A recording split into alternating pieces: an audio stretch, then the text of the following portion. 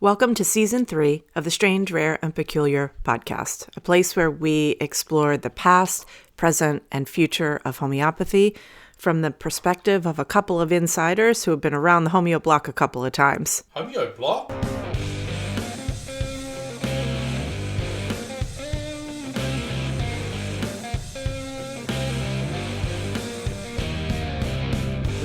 Yo. Don't you call me a yo-yo? Yo. Good evening. Hello. Good afternoon. It is. And good morning. Right. It's Friday, the 14th of February. And why is that important? Well, for so many reasons. Well, that's the sound of tea in the background. Here it goes. That must be the beginning of the Strange, Rare, Peculiar podcast. Here today with the Naughty Vicar.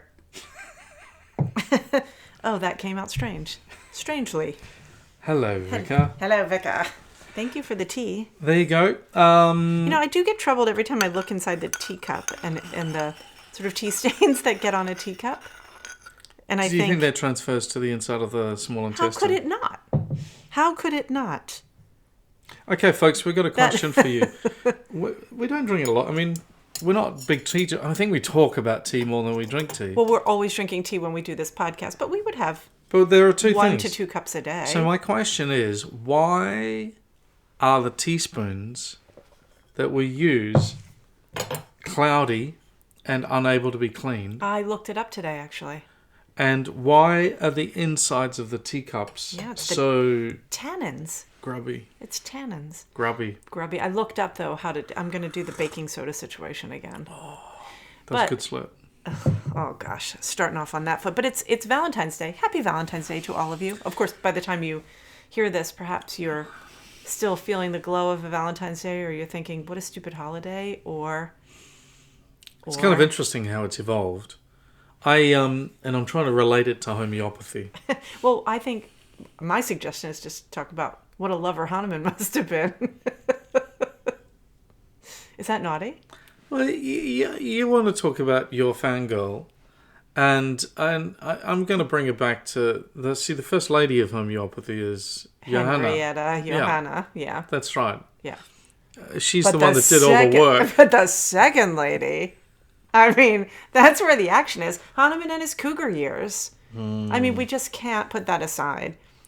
All right, what do you want to say in relationship to Hahnemann? I just want to give him a round of applause. Really? You think it's like fine? Charlie Chaplin gave, was it dead at 80-something? It's not so much, no, it's not like the Tony Randall thing. I don't think I'm advocating for that. Tony Randall? Tony Randall. I know who he is, but what did he do? I think he had a very young wife, but that's not what I'm getting at. It's more just Hahnemann had his virility and vitality and his sort of innate, Hahnemann-ness that, that I think would have been a real attractor, and just the true love that appears to have been a part of their relationship. And also, I stand for the vindication of Melanie, because I don't like that she was called a gold digger. And, she was a woman of her own means who stepped into that relationship and supported Hahnemann and became an amazing homeopath in her own right and served the poor every day when they were living in Paris. And, after she left Hahnemann in a cloud of his pipe smoke in the room where they did the consultations for the people of means who gathered in their carriages for a mile waiting outside to be seen, then she went out and she saw all the people that, she took care of for free. And so I think that to me is a beautiful expression of love. So. And the fact that she extorted the homeopathic community for a whole lot of money for the 6th edition of the Organon? She did not. I think you should take that back. I take umbrage with your statement. It was not extortion. I'm going to double down on it. In double 1870, all you want. Triple down, mister. 1870, when she hit hard times, she tried to extort the homeopathic community for £1,000. I don't understand what. And the Americans came to the rescue, by the by. Well, they didn't. No one paid the money. No, but there was some money paid. Oh, no, because the book was found in the attic in 1920. Exactly, but there was some money exchanged hands, and the Americans were responsible for it. I hate when we do this when I don't have my notes. I think you're better without notes. I think the stories are a little looser. I know, but I want I don't like this extortion business. Well, Anywho, just presenting a fact that doesn't fit into your historiography there, mate. I don't. Once again, Umbridge. Triple Umbridge, down. Mrs. Umbridge. Yeah, Professor Umbridge Professor to you, Umbridge. buddy. So, But that Melanie was a complex character. She had a really, really difficult relationship with her mother. yes, you know about she that? did. Yeah, but talk about it. They used to fight all the time. Her mother used to try and beat her up. There's a story of her being left black and blue, and the markings of nails, because she, according to Melanie, the mother was losing her looks and was jealous of Melanie as a 15-year-old. Yeah. Do you think that's what contributed to Melanie's abdominal pain that got her to Hahnemann? It would have contributed to it in the sense that her dad sent her away from home to live with the artist. Yeah, that's how she became a painter. Right. And quite a painter. Mm. Yeah. I love the ways that the Melanie story can be viewed differently through the alchemical lens. Could you drink any louder? Could you really honestly drink that tea any louder? I was trying to hold back a choke. What's the alchemical lens then? Okay, so there's the part about... Well, we're going further into this than we had planned, but okay, we'll just go in one more. Because we did a whole podcast on this early on. So there's the whole story of how Melanie arrived dressed as a man when she went to Hahnemann. What year was that? 1835. 35. And she was born in 1800, right? She's the same age as Herring. Am I correct at that? And gross. And gross. Not that she was gross. There was a gentleman by the name of Gross. Anywho, so there's this whole narrative that she arrived dressed as a man. And there is not evidence to that story. However, I did ask some historians who specialize in that time period, in Europe in that time period, because, in the homeopathy stories, the tales, that would have been common for a woman to dress as men, and, that Melanie said she preferred the company of men, that women were maybe daft and didn't, whatever. And so she came dressed as... I think she said specifically, there is nothing to be sought or to be gathered from a conversation with women. Yeah. Which may or may not be true that she said that, but I don't think that was, meant to endear her anymore to people. But... No, I've got it now. No sensible word has ever been heard out of the mouth of a woman. That's right. Yep. That's correct. I mean, I'm not agreeing with the statement. I'm agreeing with the quote that has been said. Dear, this is a tough one. Anyway, but I asked historians of that period, what's the likelihood that she went dressed as a man? They were like, none. Thought that was really funny that has become part of the... I thought it was so simple, and the explanation I heard is that it's much easier to travel dressed as a man. Safer. Yeah. That was the reason. I think that's the reason. That is the reason. That she didn't want to have anyone have to travel with her. She went on her own, blah, blah, blah. Yep. But apparently that is not particularly common. But I think it's interesting because in the alchemical tradition, women dressed as men or men dressed as women as a way, not as a cross-dresser. This is not a conversation in that trajectory, is that there was a way of sort of disguising who one was, and there was but not to be literal about it, right? But there are many stories, alchemical stories, where where a woman arrives dressed as a man, or that one is unclear of who the person is. And I think there's sort of the literal, but there's also the metaphorical, which is in the alchemical, what's the word I'm looking for? The goal, right? One of the goals. So there's the goal of eternal life, but there's also the transcendence of the human form, right? So eternal life can have a lot of meanings, right? And this has been coming up in our conversations around psoriatic disease, right? In my classroom in the past couple of weeks with the cohorts I'm teaching that to, and talking about what does it really mean to sort of transcend that, right? What happens when the soul enters the body, and sort of the resultant entropic process, right? And one of the ways that we can understand that is through transformation and transmutation. Anyway, without getting into too much detail, there is this idea that one transcends sort of the binary of sort of what happens when we enter into a body. Yeah. And so there is this whole narrative in alchemy about, you see the images of sort of the woman and the man coming from the same basic seed. So like from the, and don't take this in too biblical context for those who are listening, but rather that it happens in an alembic, like as if it's happening from the origin, right? And and so that is a metaphorical, it's a very common alchemical allegory. Let's just put it that way. So I found, when I sort of went back through all of the stories that have been told, all of the historiography, and just looked at it through a completely different lens and said, well, what if I looked at this just, if I was doing an alchemical history, how would I perceive this? And then all of a sudden, these clues sort of rise to the top as if you put on a different set of goggles. And so Melanie represents so many interesting parts of that story. Even the fact that everybody refers to her as a gold digger. I mean, you can't make that part up. I never heard that until you started talking about it. Do you remember when we had our first conversation about this? What, when we first went to the mat? Cheers! Anyway, so that's just a little Melanie moment. Because a little love moment. A little love moment, because I really do think, that there was just such a deep and profound love between the two of them. And who can't love a good love story? Oh, yeah. All right. So that's one thing. No, I was just saying if we could okay, wait. Extrapolate. What was that? So that sound that you was just made. That was just a noise. I like that. Noise. That's a new one. For me, I'm going back to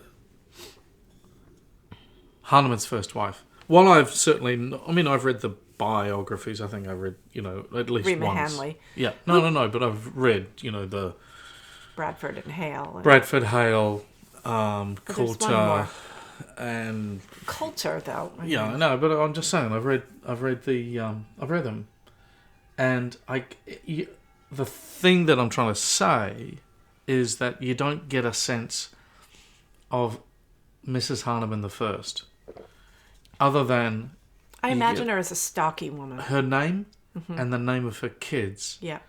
And what parish she was from. Yeah. And where she was married. Okay, but that's it. What about her father's job? Well, okay, you find out about his dad's job. Which was? I don't know. Stockbroker? He was a chemist. Oh, interesting. He was a chemist. Of course he was too. Yeah. And right. so Hahnemann learned some of his, or, he was a chemist in the pharmaceutical, so a medical chemist. Well, that could just mean that that's how they met, No, I don't remember that part. The point that I'm making is that she is an invisibility. That's a mixed metaphor, isn't it? She's an invisibility. She is an invisibility. That'd make a great song. In the history of homeopathy. You could almost hear Sting singing. She's not a mystery. She's just, she had a small, not inconsequential, but she had a much smaller role than Melanie did in terms of her participation in homeopathy. I think, no, that's enough tea for me. I'm starting to get a little squirrely. She may have been involved in his homeopathy, but I think even if you just look at it through the lens of what their life was like then, she had all those, children, she was maintaining, their homestead basically, and they were transient. Exactly. I suppose that's the point that I'm making, is that why that's a ginormous role. It's a huge role. Yeah. Yeah. But anyway, silent. And she was a goodly wife. I don't know. Goodly. A goodly wife. And what was the word you said before? Stocky. I just picture her as being stocky. Yeah, like a sturdy woman. Right. Yeah. Sensible shoes. Yeah, Wurst. Good set of legs. Yeah. I admire that in a woman. All right. So that's that. Can we move on to other things? Well, okay. So Valentine's Day. We got a letter. We've got mail. Ka-ching! Which has nothing to do with Valentine's Day.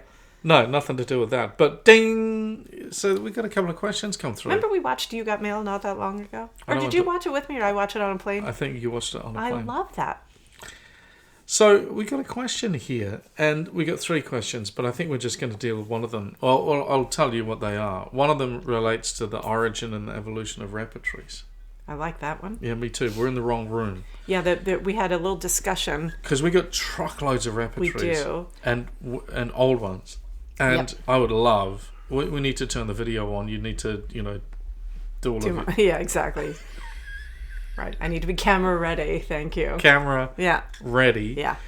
So, how about we aim for that for next time? But I think we should introduce the idea and talk just about the repertory. And I'll tell you why.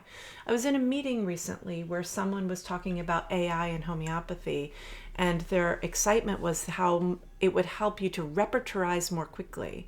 And then and how that would be a game changer. And then someone else recently was talking about a comparison of AI and homeopathy and how the repertorization, like sort of the position in a repertorization where a remedy comes up, and how, well, it didn't come up first, but...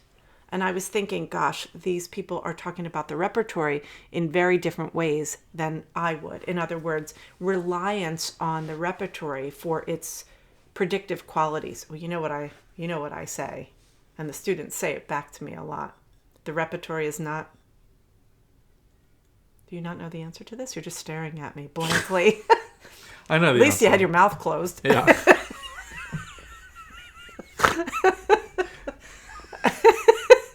Why did we laughed until we couldn't stand up last night? What was that about? An oracle. Yeah, exactly. The repertory is not an oracle. It's true. It's not. It is, and I'm sure that any AHE students who are listening can recite my rant. The repertory, it is not an oracle. Well, it's just crazy town to even think that something which is so historically, subjectively put together exactly over this is periods of time with multiple students doing most of the work unchecked and unverified is ever going to come up with a clean answer to a problem. Yes, this is what I generally say is the repertory is not an oracle, full stop. It is an index compiled over centuries by multiple people who spoke multiple languages, who didn't agree with each other, and before spell check, and who often had assistants who were doing the legwork for them. I mean, look at Kent's repertory and all the mistakes in it. Well, Kent's repertory is an evolution of Herring's guiding symptoms, the work of Lippi, Lee, and Lee. Yep. And what about... And then Kent's students. Yeah. And finally published in section form between 1897 and 1900. Well, aren't you a smart one? Oh, thank you. You're welcome. The repertory, or that particular repertory in particular... Wait, was it that was not NERS. No, that's why we need to be in the other room, because if we're going to talk about the Nerves history of repertories, with a K. You need NERS repertory, you need Guernsey's repertory. Guernsey, exactly. And then all of the other ones. Then we need to then explore the clinical repertories and the history of the clinical repertories. Right. I once taught for a long time for a school that used Murphy's repertory, Robin Murphy's repertory, as their primary repertory, right? And it's a clinical repertory. Is that bad? No, it's just a clinical repertory. So it's sort of pathology forward. It's condition forward as opposed to symptom forward, right? And there are times when that can be super helpful. But it was quite a job for me to go from having been brought up in sort of the lineage of, the Hahnemannian index onto, sort of the Benninghausen, and Kent and all of that, all the different iterations that had the structure of the repertory in a different way as opposed to, and I think it's important, though, once again, for people to ask the questions of the materials, the source materials that they're using, right? And students will often ask, how do I know what is credible information or not, right? Well, don't just stare at me. Well, what do you want me to say? Because if I launch, then we're going to be here for 3 hours. Well, so let's launch. Oh, do you mean we're not going to go... Oh, we're not going to talk about this because we're not in that room? You're saying... Pretty much, because, I think... So this can be a teaser then? Oh, there we go, folks. Okay. Next week. We have The to remember. Repertory Soup to Nuts. Well, then we have to remember. But what you're saying is incredibly online and correct. Thank you, sir. But... but. There's a but. Well, the but is... Because we've got to contextualize the conversation. Right. Because when we talk about the repertory, like which repertory are you? Right. Does someone have in their hand, or that they've Yeah. been taught? And so, Well, is it Fadak? Is it Boriki? Is it the Birninghausen repertory? Right. These are not just different books. They actually come from the word that you said was lineage, and they are clearly in 3 different lineages, and there's others as well. The Birninghausen repertory is a line of its own. And the Kentian repertory that now manifests for most of us as Adonis or treasure in the synthesis. In other words, he's talking about the computer repertory programs, but they have all the other repertories in them, but that is... And the complete repertory, Right. a totally different product, Yep. are in the Kentian lineage. Yeah. Yeah. And then, as you said before, you've got clinical repertories, of which there's heaps. Tons. Yeah. Absolutely. And then you have to look at them all through the lens of like, who was this practitioner? So like if we talk about Guernsey, for example, he was what do you call it? A colleague of Herring and Lippe. He was an obstetrician. He was the guy who, Guernsey's obstetrics, obviously that's the work that he's known for, but that's his area of specialty. But he was one of the clinical professors at the Hahnemann College. So what we'll do, folks, is that That's going to be so much fun. Because we've also got one of the early card repertories. Oh yeah. And the card repertories are just awesome. Card repertories. What did you think I said? Cod. I did say card. I don't want people to think it's a fish. That's a carp. No, a cod. Oh, a cod. Yeah. I didn't say cod. I said card. I know you didn't say that, but there are people who might not be accustomed to... How could you get... Oh, I know why we were laughing so hard, because I was getting you to talk like you were from Philly. That's what it was. Oh, so the other thing is today also happens to be the day of the Philadelphia Eagles Super Bowl parade, which I'm sure you would have heard by now, just that Philly is a crazy old place. And Philly sports fans are the craziest of the crazies, and they do things like climb poles, like a traffic light pole or a signpost or whatever, getting on top of things and just wreaking havoc. Anyway, so last night we were I don't know how it started, but I was getting you to talk like you were from Philly about today's parade, and I was crying. I couldn't even stand up. It was so funny. Anyway. The long and noble history of the Philadelphia sports fan. Oh my goodness. Okay, but let's go back to that. So next week there will be the card. So repertory, soup to nuts. Soup to nuts. I love it. Okay. All right. That's the history. That's of a teaser. Yeah. Good. We got another question about how homeopathy spread from Germany to, here, the US, India, different countries. Through a sneeze. It was a sneeze. Well, it wasn't. And that's the point. It wasn't. It's actually really fascinating, and I can't believe that you don't think that it's worthy of its own... It's not that I don't think that it's fascinating. I'll be honest with anyone who's listened through this much of our banter and still awake, is that I wonder how much... Well, I feel like there is so much delivery of DIY homeopathy information, and that's what people listen to. And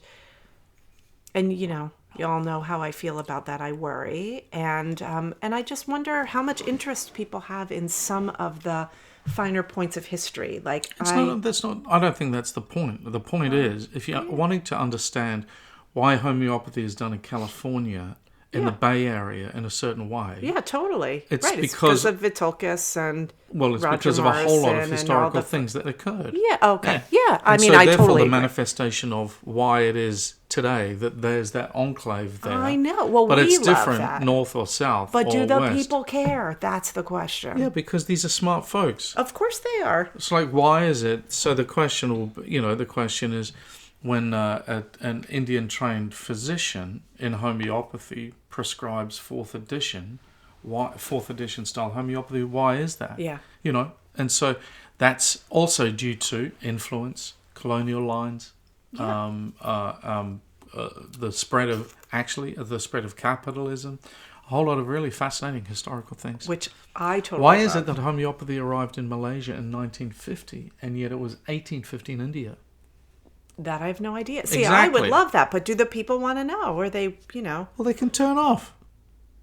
Anyway. But that loses the point of a podcast. There's But another you're right. question. All right. Well, I think we should talk about that, and I hope that people will stay tuned for it.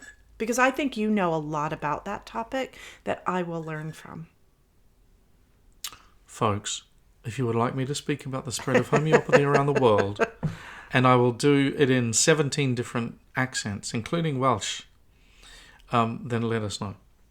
And then here's the question for the day. So you talk about different editions of the organon. Well, what about how they are applied? We see, for instance, how the teaching of the fourth edition is still practiced with dry dosing still. And then there's a little... This is a question from a listener, by the way. Yeah, there's a little boo-boo there because... But anyway, that's all right. Even though we still have the fifth and then the sixth editions available for a very long time. How come? Such a good question. All right. So, and the answer to the question is because they are all really good. Yeah. And I think this is going to the previous point, which is whoever our listener is, when you understand the way in which homeopathy started to spread from I'm going to say the mid days of homeopathy, and I'll start when you say middays, what do you? Well, because homeopathy begins in 1790, let's say. Yeah. Right? So no one knew about it. You're talking about with SAM New Principle. No, with the proving of Cinchona, but SA is 1796, so whatever. So, So... just helping the people to orient. That's fine. Yeah. So 1810 First is another organon. milestone. First edition of the organon is published. And then in 1817, we have a letter being sent from a physician in Chile. And you know what they say. that letter is the first correspondence. It seems to be one of the first correspondences between a physician or in fact a homeopath and Hahnemann, and the discussion about, how do I get remedies? Should I do this? What do I do? Right? Mm-hmm. Now, when you think about it, 1817, we're only up to the third edition of the organon. Yep. All right. Now, by then, Graham, the first American homeopath, is being taught homeopathy in Denmark by Lund, and Lund has already had contact with Hahnemann. And so when Graham, who was sent away from Boston for, I think, falling in love with the wrong woman, it happens. I think Daddy sent him away. So he's living in Denmark, meets Lund, who has connection with Hahnemann, but third edition of the organon, right? And so when Graham comes back to Boston and then the United States and tries to translate the organon, to much mirth, it's the third edition of the organon. Right? And so as homeopathy starts to spread around the world, because it goes to Russia before it goes to Austria, and Austria's next door, and it goes to France, and then Austria makes it illegal. Oh, I didn't know that part. Okay. Yeah. And so then as you get into the 1820s, so that's what I mean by mid-homeopathy. Got it. So by mid-homeopathy or mid-Hahnemannian, you've got this sporadic spread of contact as, like Quinn, for example, is Yeah. the first English homeopath, or one of the first, who comes along, listens to Hahnemann, sits in on some of those lectures in Leipzig, and then takes it back. And I think that's deeper into the 1820s. I can't remember that one, actually. But it's irregular the way it's spread. Yeah. And as soon as it got to Spain, then it got to South America. Which is... Portugal, Spain. Yeah. And so the spread of homeopathy into Brazil, Portuguese, and Argentina... Portuguese. Well, speaking Portuguese. Ah. Needing Portuguese translations Got and all it, the rest of it, is taking place when Hahnemann is thinking about the chronic diseases. Exactly. So that period was 1816 to 1828. That's it. So during this time of big transition in homeopathy, the international spread occurs. And then, of course, people get locked in, and then somebody learns something, and then that conveyance of information goes forward. That's exactly it. And so really, to my mind, understanding the publication dates of the different editions of the Organon are really critical. Oh, for so many reasons. Like, for example, the first edition was called the Organon of the Rational Art, and subsequent editions were called the Organon of the Medical Art. Yep. And the reason is that Hahnemann was looking at homeopathy as a system of rational medicine, as opposed to what he talks about in the footnote to Aphorism 1, which is these, I forget the word that is... the German word that he uses to describe sort of these so-called systems, but there's a word where, it's anyway, but he's talking about it as this is a system of medicine. You know, this is the beginning of what becomes based on the laws of nature, based on the laws of the universe, but also because it is a rational, empirical, medical modality, as opposed to sort of, you know, just the creation of arbitrary systems. Yeah, right. So... If you fix 3 dates in your mind, first is 4 actually, so 4 dates. Yeah. 1828, publication of the chronic diseases. Wait, that's where you would. Are you going backwards from there or No, forward? I'm going forwards. So To answer the question, so we're going. I don't even know what question you're answering anymore. The question is. You mean the spread of homeopathy? No. The last one about the editions. Yeah, and why are they still practiced? Yeah. All okay. right, so I'm just checking. focus, keep up. Oh, trust Sharpen me, I'm up a little. focused. So there's 4 dates to keep in mind. Gotcha. 1828, Yeah. publication of chronic diseases. 4th 4th edition, 1829. Good. 5th edition, 1833. and the 6th edition. Well, written 1842, published in 1921 in Germany, 1922 in the United States. Exactly. 70, however many years after Hahnemann died. Exactly. All right. So if you've got those dates in mind, then it depends on who was the person that took homeopathy somewhere. Exactly. All right? Yep. And so... Like a sneeze, as I said. Like a sneeze? Like bringing a germ. Oh, Sorry. my Lord. Okay, you didn't get it the first time. I tried again. So... All right. So Hahnemann starts off with homeopathy, 1, 2, 3, 4th edition, essentially not focusing so much on the delivery, on the dispensing. He just says, give the pill. And of course, when he described in the different aphorisms about the dispensing of homeopathy, he is a little bit of a cocoa puff here, because did you say a Cocoa Puff? Yeah, because what he's talking about, and what we all remember, is he's talking about the dry dose. Yeah. And that when the dry dose is delivered, it is essentially give the dose, and if the symptoms return, then you give it again. And what he actually was doing in those intervening years, when you look at his case books, it wasn't that. He's very often giving 1/2 of a quadrillionth dose in liquid form. Mm-hmm. So anyway, there's a slight discrepancy between what he said and what he seemed to be doing in some of his case books when it came to the 4th edition. But the point is that he got spectacular results. And the places where homeopathy spread around the world, where 4th edition is still taught. I got taught 4th edition homeopathy. Yeah. So did you. I did for half of my education. So when I was studying in the UK in the late 80s and 90s, I got taught and was demonstrated in every clinical situation in clinic here's your Natrum Muriaticum, because it's England. Yeah. And here's a 200. If you know, you know. And come back and see me in 6 weeks. And that was it. Yeah. And so there's no problem with that. There's absolutely no problem with that style of prescribing until you realize that there are some advantages and some disadvantages that are all about case management with that style of prescribing. Well, there are challenges You're within it. Desperate to bust on in. Well, I yes, because I was surprised that you started with your dates as late as you did, because I feel like the beginning is so important, because the foundational premise is similarity. It's all about the law of similars, from which Hahnemann then made many, many, many discoveries and changes along the way and modifications. And there were it's like you had all these threads that he had to weave together into a tapestry before he could see the whole thing. And, you know, when you started your dates, you started with 1828, didn't you? Chronic diseases. Yeah, because there's no changes. No, to answer this question, okay, there's essentially no difference fair enough. between the first and the fourth edition.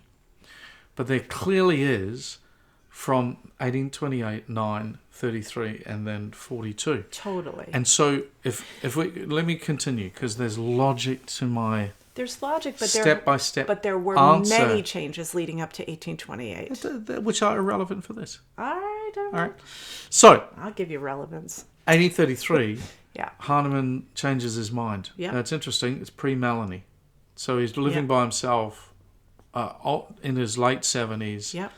Being looked after by Charlotte daughters. and the other one. Amelie. Okay. Right? Wasn't it? Don't think so. Oh. No, because... anyway. This is why I was going to bring my notes.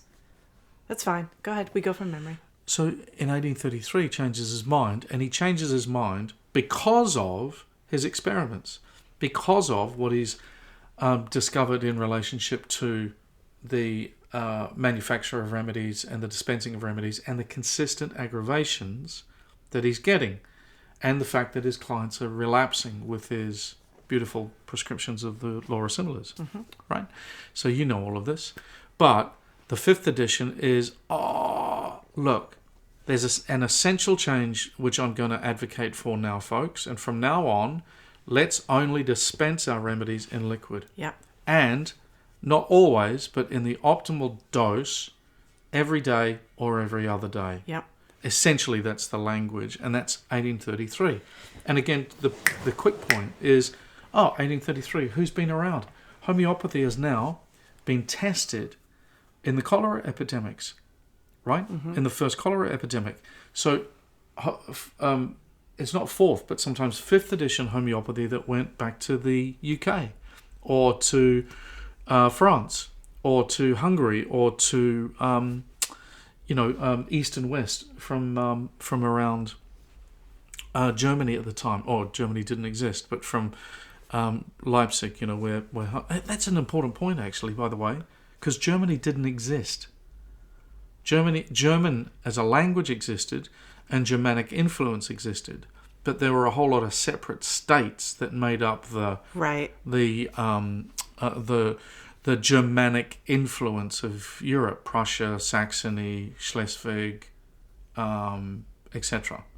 Yeah, and so the fifth edition, the only major change is let's give it every day, and again going back to the reason, to make it more gentle, to make the influence of that impact on the vital force. But it doesn't sit independently. This is why I'm all antsy in my seat, because it has to do with the discovery of chronic diseases.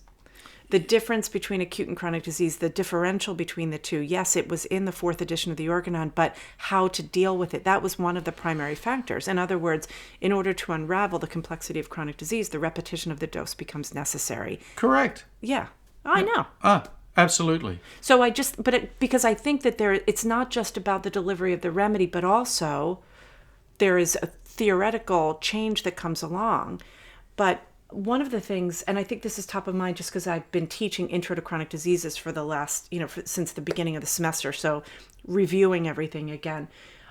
When you look at the difference between what comes out in the organon, which is the sort of abridged part, and then the chronic diseases, where Hahnemann, tries to sort of take us through in more, you know what I mean? And you kind of need the prefatory information in order to really grasp it. I think that there will be many, many, many iterations of homeopathy that did not include the real rationale. Mm-hmm. That, I think, is an important caveat with this. All right. Do you know what I'm saying? Yep. So there are two things we talked about. One is the people, the lineage. So the lineage will go, like wherever the teacher stops, they teach what they have. And then that may go on. Unless somebody sort of sought outside of the lineage of their own teaching, it will stay in one direction. Mm-hmm. So that's sort of one of the reasons for the multiplicity of ways in which things are done. And the second is that I think that there is a philosophical premise that has not been clearly articulated, especially when it comes to both chronic diseases and the 6th edition of the Organon. Those are two sort of points where deep knowledge is iffy. You may proceed. Oh my God. If I could paint you a picture. Sometimes I wish there was video because the look. Well, turn it on. The look on your face. Anyway, go on. So the point that I'm making is that the 4th edition was not completely usurped by the 5th edition. Exactly. Good. Yeah. Because it works. Because it's fine in its application to a certain extent. Yeah. With its advantages and disadvantages. Right. And in the same way, there are clear advantages in using 5th edition style homeopathy. Yep. And they, especially in those disadvantages of the 4th edition, suddenly become very, very useful. And then Hahnemann meets Melanie. And then and then it's all lovely because towards the very end of his life, Hahnemann is writing to his friends about this perfect or better 6th edition, which of course then gets lost and found 70 blah blah years later. And so in the 6th edition, we finally read about a new manufacture of homeopathic remedies, but definitely a new dispensing style, and that's the 6th edition, which has advantages and disadvantages. Yep. And I think, therefore, when the answer to this great question is when the organon is applied, I am definitely not a person that says I prefer one style of prescribing from an edition over another. Well, because the 6th includes all possibilities. Well, it does, although it does also include a couple of disadvantages. And every now and again, because you'll know, I mean, you've certainly had experience where, you might have started a case off at using 50 millismol 1. But what I'm saying is... Yeah, but and then changed to a 30C with great success. Yeah. But, I'm saying that the 6th edition of the Organon does not negate the principles that have amassed from the 4th and the 5th. Uh-huh. I mean, you just read Hahnemann's case books, right? In Paris, he was still prescribing centesimal potency. Okay. Okay. Yeah, so, that's right? true. Yeah. No, he was. Yep. Yeah. And so we're left with a situation whereby let's bring it home now to the 21st century. And so we've got a situation where homeopathy is spread all around the world and now embedded in different traditional medicine cultures and all the rest of it. And so some parts of the world, a consumer of homeopathy will see a homeopath, have an hour-long consultation, get a 4th edition prescription, and be told to come back 6 weeks later. Yet next door, or in the next country, you've got, as I found when I moved to Australia, no culture of 4th edition prescribing really, but an absolutely embedded culture of 5th edition prescribing. Yeah. And then in other parts of the world, especially more recently, an acknowledgement of the real advantages of the 6th edition. Yeah. But critically, those advantages are all about managing cases. 100%. And that's the reason. It's not because of any improvement or betterness, I think, of any of the... disagree. Well, hang on. Because as I was about to say that, then I suddenly went, no. Don't. But it's not because of... What is it not because of? Maybe I'll just leave it at that. Yeah. It's because as Hahnemann's writing and evolving and thinking and experimenting and experiencing, he's landed on a place. And for me, in my experience of clients in the 21st century, I find that the massive advantages and the few disadvantages of the 6th edition far outweigh the advantages and disadvantages of the 4th edition. I really agree. And so for me, most of my prescribing now, I can't remember giving a the last dry dose of a 4th edition was to you in the middle of an acute. Yeah. Right? For which I am grateful. That's all right. And actually, it wasn't too bad, was it? No, that's because a good example. It was a great example. But so, yeah, I had a bad acute this week, people. Landed me in the emergency room. But after 5.5 hours of waiting and not being seen, where they were stalling people by offering chest x-rays, we left. And the homeopathy did the job. It really did, didn't it? It really did, yeah. It was... But, well, hang on. So there's an example. But it's a great example. I wasn't sure if you wanted to talk about it. But so Denise has got some symptoms that are, from my point of view, a little alarming and dramatic. And so the first, let's stick with the last prescription, if you like. It was a dry dose of 30. 30, yep. And that was the first impact that a remedy had really had on your symptoms? No. Apart from... there was one. Yeah. But, and so seeing that impact, Denise and I had a look at each other, and then I think, what happened next? We gave her 200? No. I only ever took the 30, and I only took it dry. Because we you went to only the took it hospital. dry? I only took it dry. There you go. And just to be clear, so people don't wonder what was... we think I had a gallstone, possibly. It was just excruciating and unrelenting pain, and after... it not relenting for several hours, we thought, well, I should probably get it checked out. And she was a really interesting shade of grey-green. Yeah. If you can imagine a grey-green ocean on a windswept Irish coast. Sounds so dramatic. Well, Denise has this kind of a Sicilian complexion, so it was a little bit alarming. I'm green to begin with. Well, yeah, I'm olive complected.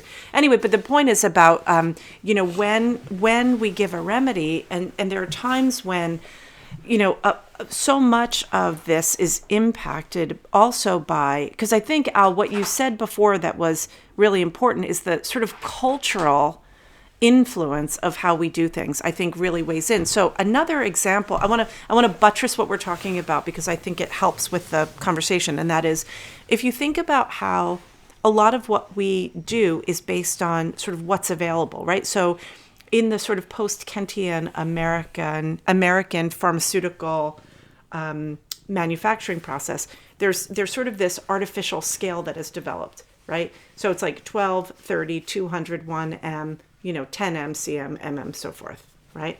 That's kind of but that takes out of, the reality that there is a 300C or there is a 2M or a 5M, right? But for ease, there are sort of these landing places that are really about inventory. I totally agree. Yeah. Experience. So there's that. So there's also this sort of cultural predilection to going in one way of prescribing. So, for example, how many people? Well, if I were asking this question 10 years ago, it would be 0. But how many people have a full set of LM, base kits at home? And you would say none. But now people have whole pharmacies in their house. But sometimes we prescribe acutely in centesimal potency because it's easy to get. And if somebody has a kit, then, it's a no-brainer. Yeah. Right? So I think that's an important thing to think about as well. There's accessibility and availability. Can we also, if we're going to talk about this, we have to talk about the mythology of that Hahnemann discovered potency because he was riding around with his remedies in his carriage, in the horse and buggy, and the people at the end of his route had a higher potency and were aggravating. Can we even discuss that people believe that? I mean, for sure. That is just a ridiculous that is ridiculous. But Well, it's ridiculous based given in your research, yeah. well, but it's also, Hahnemann says, he does actually, there's a reason why people might have picked that up. One of the reasons why Hahnemann continued to store the medicine in pellet form was for that reason, that there would be additional succussion if you were to keep the remedy in water and travel around with it. So there was just an additional agitation that would happen. But that's not part of the discovery at all. Yeah. Anywho. So, to my mind, that is a kick-ass question. It's a great question. All right. We see how the teachings of the 4th edition are still practiced, and the 5th, and we've still got the 6th for a very long time. How come? Yep. I think really that's the reason. How come?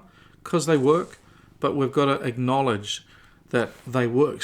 How about we type a few loose ends because we're hitting 50. Yep.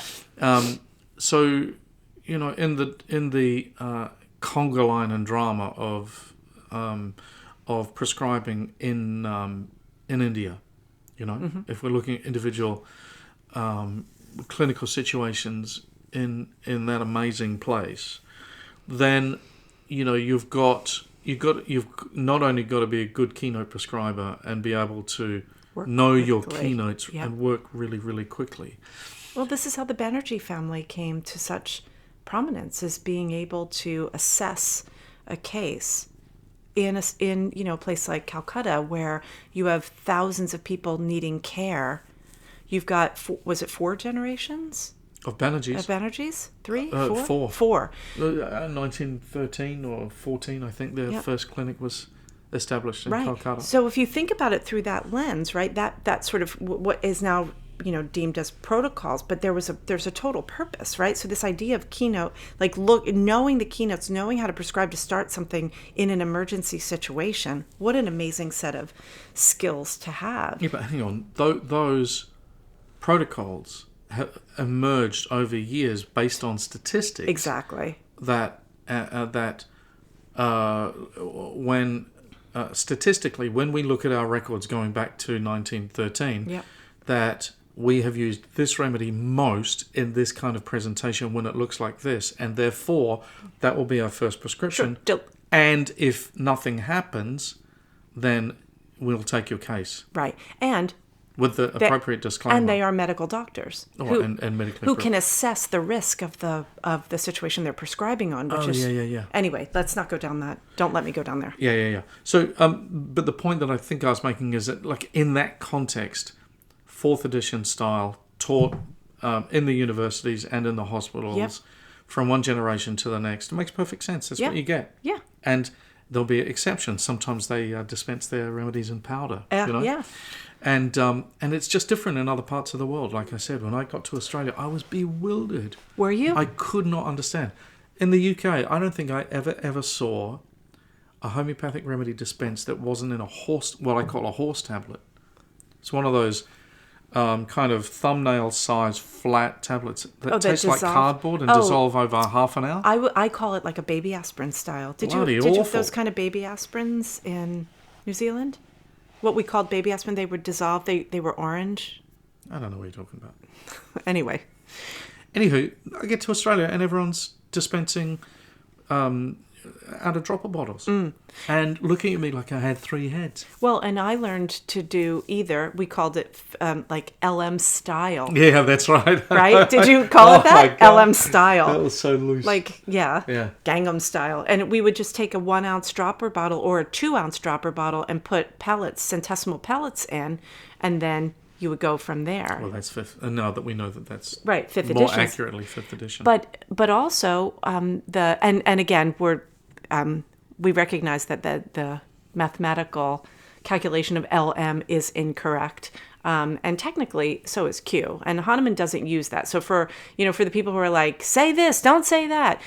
One of the reasons that we still say LM, and we do with our students, is because the convention is so dug in the United States to call them LM remedies that even though it's incorrect, it's one more layer of pain in the butt to teach students one thing, and then they have to translate it for clients. So as long as everybody knows, Hahnemann only called it the 50 millesimal potency, right? 50 millisecond dynamizations. Exactly, yeah. Oh, that's a whole other conversation, going from How about potentization to dynamization. Yeah.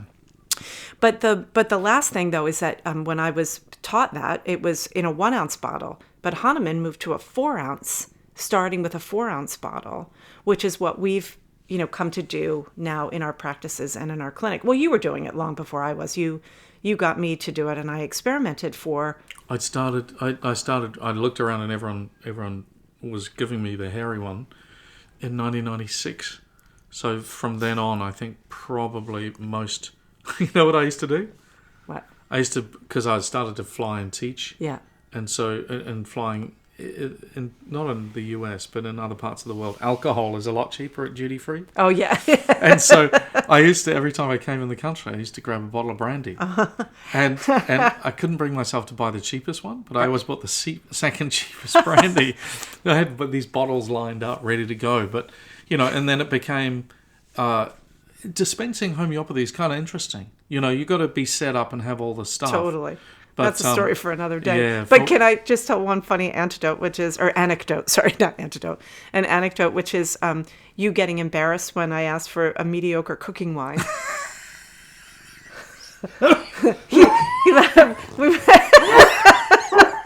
He's having a fit over here. It was so funny. We were at a what Al would call a bottle shop. We were at a wine store in Brooklyn, and we were picking up some wine. And I said, "Oh, and can I get a mediocre? I need a mediocre white cooking wine." You didn't say cooking. You said I want a mediocre white. And the guy, and he knew exactly what I was talking about. It was because if you're going to be cooking with wine and you need it for something, you want to be able to also drink it and not just throw it away or have it. So embarrassed. He was so embarrassed he left. So it's so funny that it plays through that, like, you wouldn't even in the duty free, like, who cares what I want your worst brandy, right? Give me a mediocre brandy for making homeopathic remedies. Well, anyway, funny. All right, that's a segue. That's a nice segue. It is. So I think that there's more to be said about this, but I love the questions, and I appreciate that you tied together sort of the geographic spread with the potency part. And there's so many more conversations about this. And in fact, just in a little plug for our upcoming event, don't forget, people all are invited. Our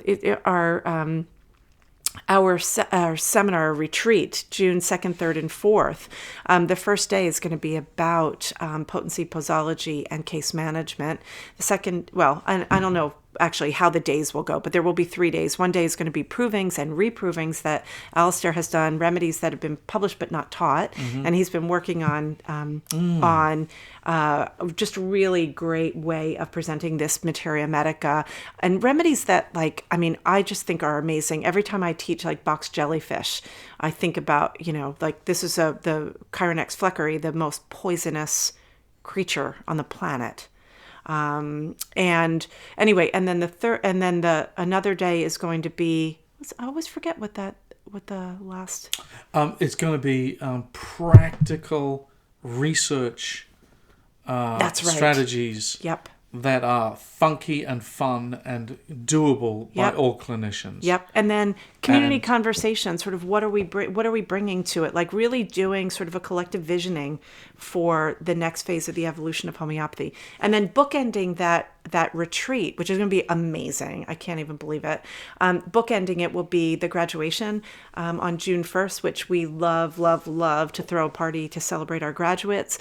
So we'll have the graduation in the early part of the day and then a party that evening at our house, which is like the Homeo Hoarder Paradise.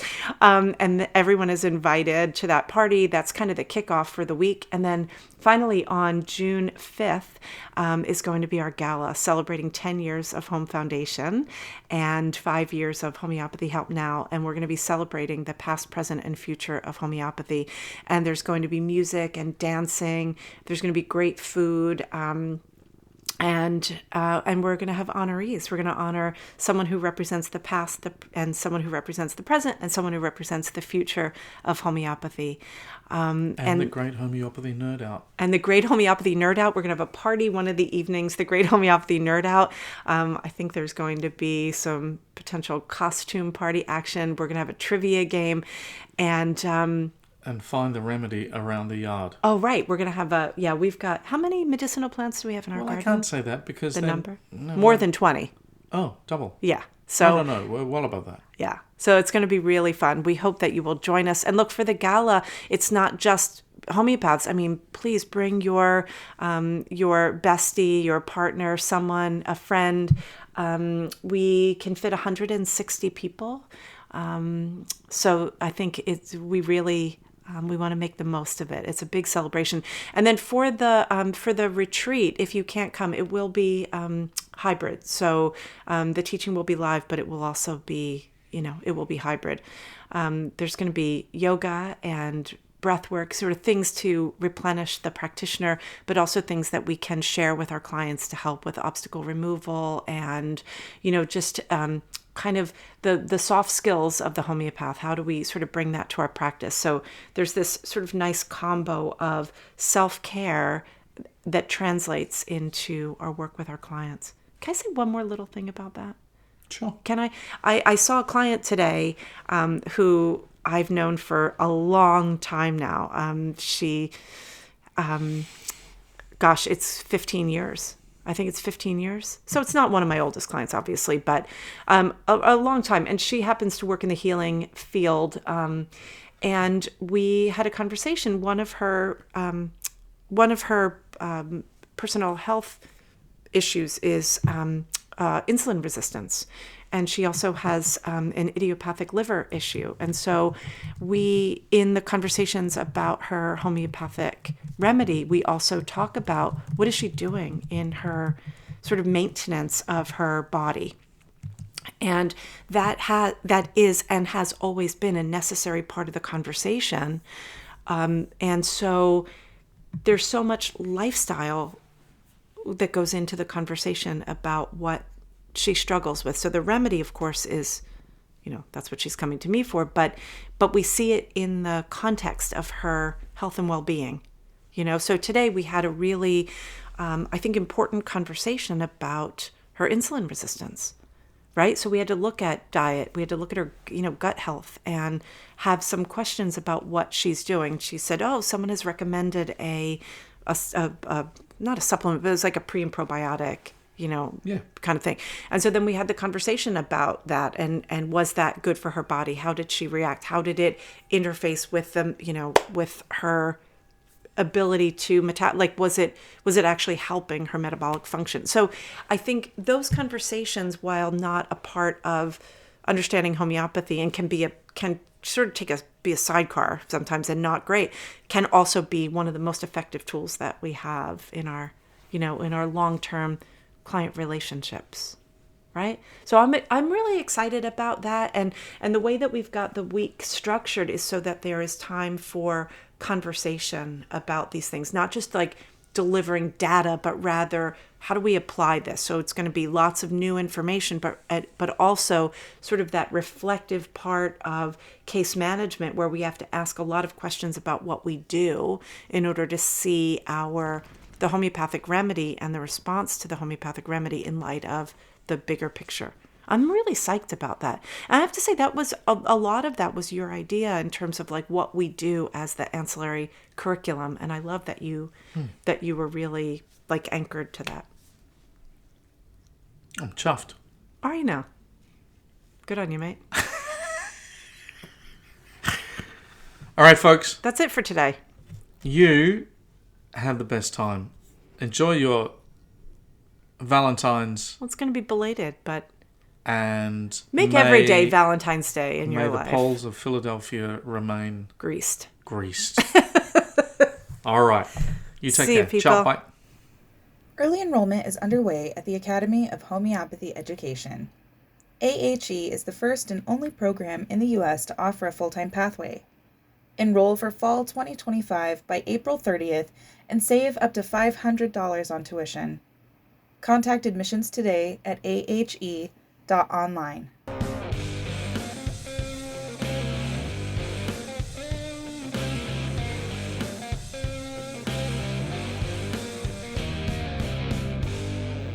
The Academy of Homeopathy Education provides various pathways through our program depending on your desired outcome. Our acute care homeopathy programs cater to students and medical professionals who aspire to use homeopathy in an acute care setting. We also offer introductory, professional, clinical training, and postgraduate programs. You can learn more at ahe.online/careers.